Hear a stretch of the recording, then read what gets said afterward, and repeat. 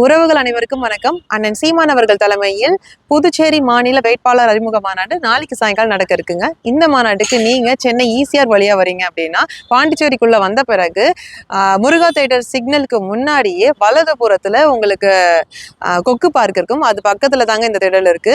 ஒருவேளை நீங்க திண்டிவனம் வழியா வரீங்க, இல்ல கடலூர் சாலை மார்க்கமா வரீங்க, இல்ல விழுப்புரம் சாலை மார்க்கமா வரீங்க அப்படின்னா நீங்க வந்துட்டு முருகா தேட்டர் சிக்னல் வந்த பிறகு ஈசிஆர் சாலை பக்கம் வந்தீங்கன்னா இடது புறத்துல இந்த திடல் இருக்குங்க. அப்படியே சிக்னல் பக்கத்துலேயே தான் இந்த திடல் இருக்கு. வாங்க இப்ப இந்த திடலை பார்த்துடலாம். மாநாட்டுக்கான முன்னேற்பாடுகள்லாம் ரொம்ப வேகமா போயிட்டு இருக்கு.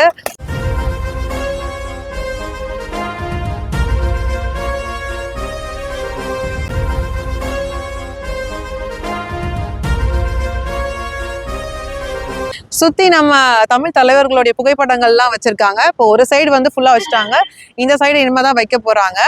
அதுக்கப்புறம் ஸ்டேஜ் அமைச்சிருக்காங்க. இங்கதான் அண்ணன் சீமான் அவர்கள் புதுச்சேரி மாநிலத்துடைய 28 வேட்பாளர்களையும் அறிவிக்க போறாரு. வணக்கம் அண்ணா, எப்படி இருக்கீங்க? நல்லா இருக்கேண்ணா. இப்பதான் வந்தீங்களா? சீமான் அண்ணா எப்படி வாங்க? சீமான் அண்ணா இப்ப வருவாங்க, நாளைக்கு தான் வராங்க. புரட்சி மலர அடிமை விலங்கை அடித்து உடைங்கடா. நாடு நமதடா, நாடு நமதடா, நாம் தமிழர் என்று வாழ்வது நம்முடையடா. பூமி நமதடா, சாமி நமதடா, புரட்சி மலர அடிமை விலங்கை அடித்து உடைங்கடா.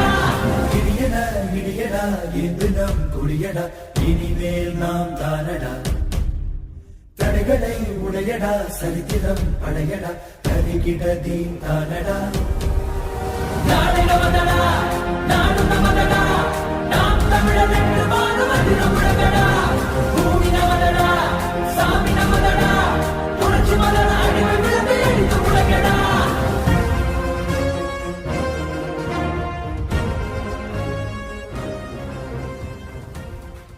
வணக்கம் அண்ணா. மாநாடு வேலைகள் பத்தி, அதாவது மாநாடு வேலைகள்லாம் எப்படி போயிட்டு இருக்கு, முன்னேற்பாடுகள் எந்த அளவுக்கு போயிருக்கு அப்படின்றத. மாநாடுன்னு சொல்லலாம், இல்ல புதுவை மாநிலத்துக்கான வேட்பாளர் அறிமுகம் கொண்டோம் அப்படின்னு சொல்லலாம். நீங்க இப்ப பாத்துக்கிட்டு இருக்கீங்க, உங்க முன்னாடிதான் வேலைகள் நடந்துட்டு இருக்கு. பாதுகாப்பு, இப்போ என் பக்கத்துல தம்பி இருக்காருன்னா அவர் பாதுகாப்பு படையினுடைய பொறுப்பாளர். ஏறக்குறைய முக்கால்வாசி வேலை முடிஞ்சிடுச்சு. வேலைகள் சிறப்பா இருக்கு.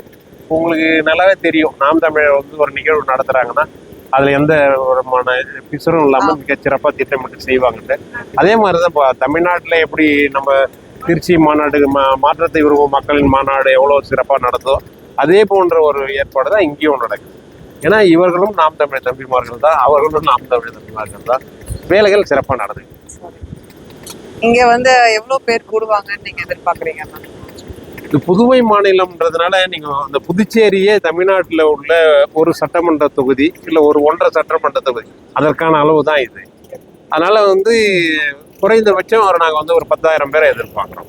10,000 பேர்ன்றது புதுச்சேரிக்கு மிக அதிகமானது. 10,000 பேர்ல தாராளமா அதுக்கான ஏற்பாடுகளும் நாங்கள் செஞ்சுக்கிட்டு இருக்கோம். அவர்களை அமர வைக்கிறதுக்கு, அவர்களுக்கான குடிநீருக்கான ஏற்பாடுகள், குடிநீருக்கு எந்த தட்டுப்பாடும் வந்துடக்கூடாது அப்படின்றதுல, வருபவர்களுக்கும் எந்த இடையூறுகளும் ஏற்படக்கூடாது, சங்கடங்களும் ஏற்படக்கூடாது அப்படின்றதுல மிக தெளிவாக இருக்கும்.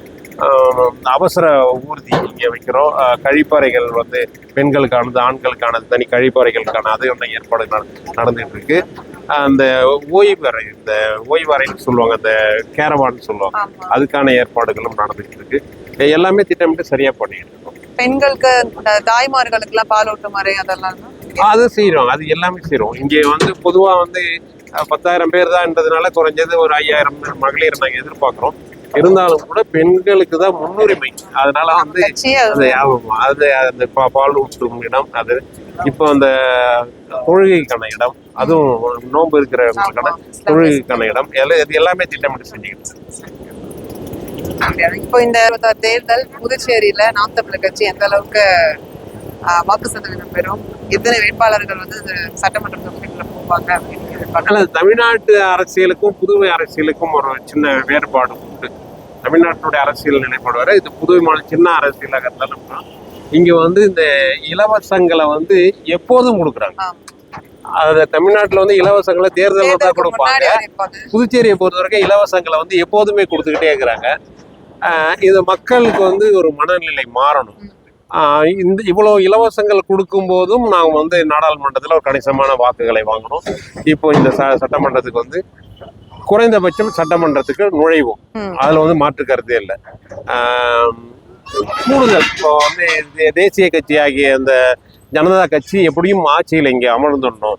இப்போ பீகார்ல உங்களுக்கு தெரியும், பீகார்ல நிதிஷ்குமாரை விட வந்து அவர்கள் வந்து அதிக இடங்களை பெற்றாங்க. பிஜேபி பாரதிய ஜனதா கட்சி அதிக இடங்களை பெற்றது.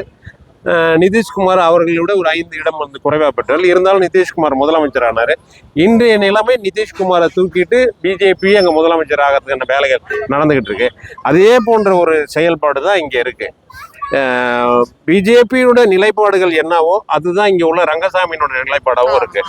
என்னதான் இருந்தாலும் ஆனால் பேர் வந்து ரங்கசாமி வந்து என்ஆர் காங்கிரஸுடைய தலைவர், ஆகவே அவர் முதலமைச்சர். நேரடியாக பாரதிய ஜனதா கட்சியினுடைய முதலமைச்சரை இங்கே வரணுன்றதுல அவங்க திட்டமிட்டு வேலை செஞ்சுட்டு இருக்காங்க. இதை வந்து ரங்கசாமி எந்த அளவுக்கு உணர்ந்திருக்காருன்னு தெரியல. நாளைக்கு இந்த மாநிலத்தை இப்போ ஒரு பிஜேபி மாநிலமாக மாற்றணும் அப்படின்றதுல பாரதிய ஜனதா கட்சி உறுதியா இருக்கு. அதை தடுக்கணும் அப்படின்றதுல நாம் தமிழர் கட்சி வலுவா களமாடிக்கிட்டு இருக்கு.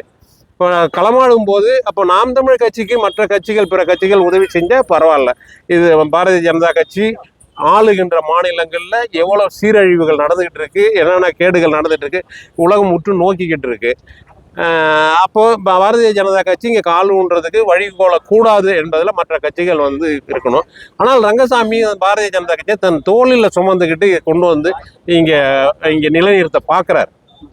அது மாற்றணும். இது வந்து மாநில அந்தஸ்து வேணும் அப்படின்றதுல நாங்கள் வந்து ரொம்ப உறுதியாக தொடக்கத்துல இருந்தே புதுவை மாநிலத்துக்கு மாநில அந்தஸ்து வேணுன்றதுல நாம் தமிழர் கட்சி குறியா இருக்கு. அதுக்கான போராட்டங்கள்லாம் நடத்தியிருக்கோம். அந்த மாநில அந்தஸ்து கொடுக்கறதுல இவங்களுக்கு என்ன பிரச்சனை தெரியல. மத்திய அரசுக்கு என்ன பிரச்சனை, அந்த ஒன்றிய அரசுக்கு என்ன சிக்கல் வருதுன்னு தெரியல. இதை மாநில அந்தஸ்தா மாற்றணும். எங்களுடைய நிலைப்பாடு வந்து யோனமாக வேண்டாம், புதுவை மாநிலமா மாறணும் அப்படின்றதுல உறுதியாகும்.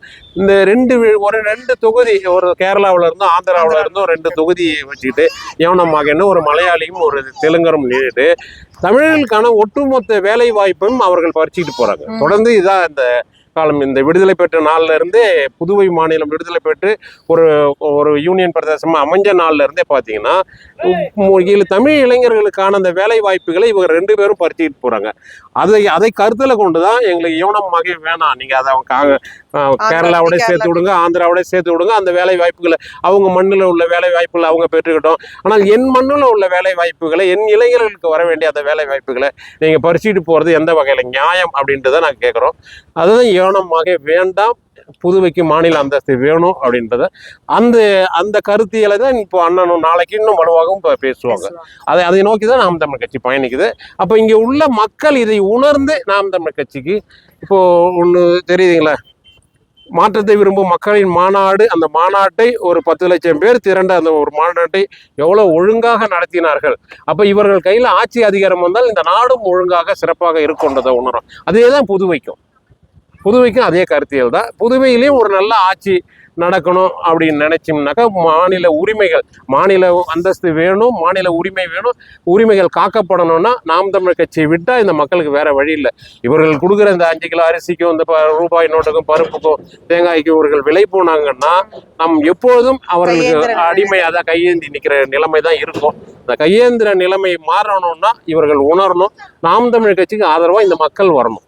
சோ அண்ணன் சொன்ன மாதிரியே மக்கள், அதாவது எந்த கட்சியா நீங்க இருந்தாலும் சரி, நாளைக்கு மாநாட்டுக்கு வாங்க, சீமானண்ணன் பேசுறத கேளுங்க. அப்பதான் உங்களுக்கு வந்து ஒரு புரிதல் ஏற்படும். யார் நமக்கான அரசியல் செய்யறா, யாரு வந்து சிறந்த தலைவர்ன்றதை உங்களால சூஸ் பண்ண முடியும். இந்த தேர்தலில் ஒரு மாற்றத்தை கொடுங்க. இது வரைக்கும் ஆளுகின்ற கட்சிக்கே மாத்தி ஓட்ட போட்டு இந்த புதுச்சேரியை முழுசா நாசம் பண்ணிட்டீங்க. அதனால இந்த தடவையாவது ஒரு மாற்றத்தை உருவாக்குங்க. வருங்கால சந்ததியினராவது நல்லா இருந்துட்டு போட்டும். நன்றி அண்ணா. வணக்கம்.